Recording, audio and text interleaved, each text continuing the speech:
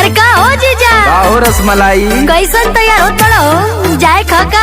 हाँ हो जाएगे तो अब तनी सासू मैया के बुलावा, सर सलाम होके फिर हम निकली। का जीजा खातिरदार में कुछ कमी हो गया का? अरे ना ना ना, अरे बाप रे बाप, ही का कहलू, सेवा तो ऊ कैलू वो लोग के हम जीवन में ना भूला पाई।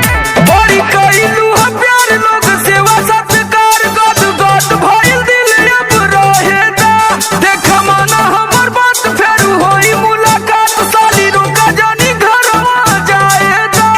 हमार कसम जीजा अगर गइला त बड़ी कैलू हम प्यार लोग सेवा सत्कार गद गद भइल दिल अब रहे दा, देख माना हमर बात फेर होई मुलाकात, साली रुका जानी घरवा जाए दा।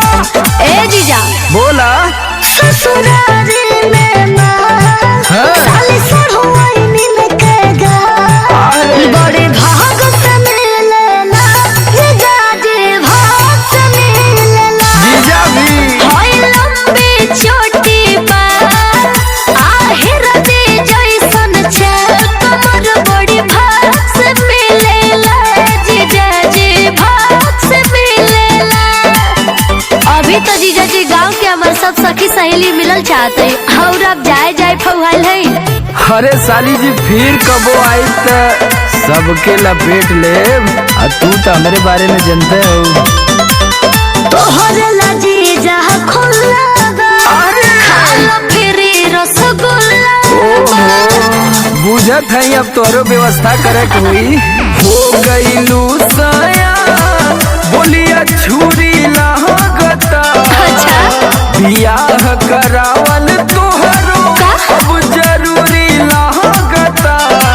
सज हज के सजावल था, देसी घियो में छौंकल दा, आई रे बड़ी भाग से मिलेला जीजा जी, भाग से मिलेला।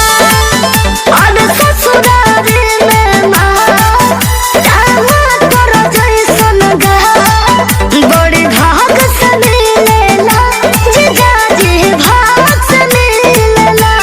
बुझली? अरे घरवा बाबू जो है तो ही है, और ही देखा तू आलोको भैया का फोन आवा था, जाए के गावे। ए जीजा का हो?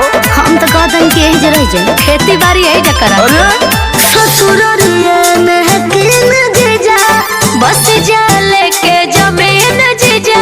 हाँ तो बाबू लाठी लेके घरे से चली देले हुई है। मजाक बंद करी। हो जत जहिया बाबू यहाँ आई जाई है हो, कुल गुस्सा समधिन पगिराई जाई है हो।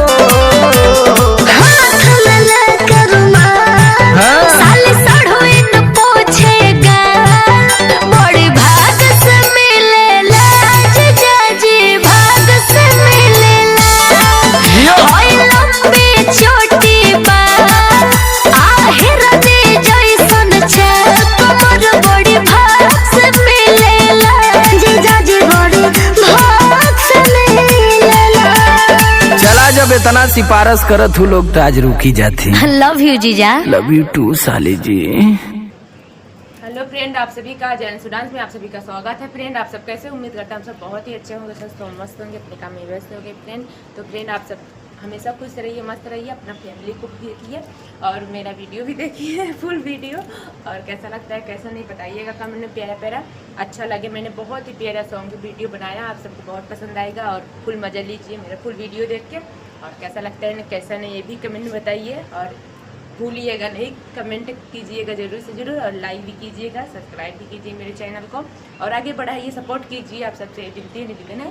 और प्लीज़ आप लोग देखिए मेरे वीडियो, फिर मिलते हैं किसी नेक्स्ट वीडियो में। तब तक के लिए मेरे वीडियो में बने रहिए, अपना ख्याल रखिए, अपने माँ बाप का ख्याल रखिए, फैमिली का। बाय बाय, जय हिंद, जय भारत, जय श्री राम।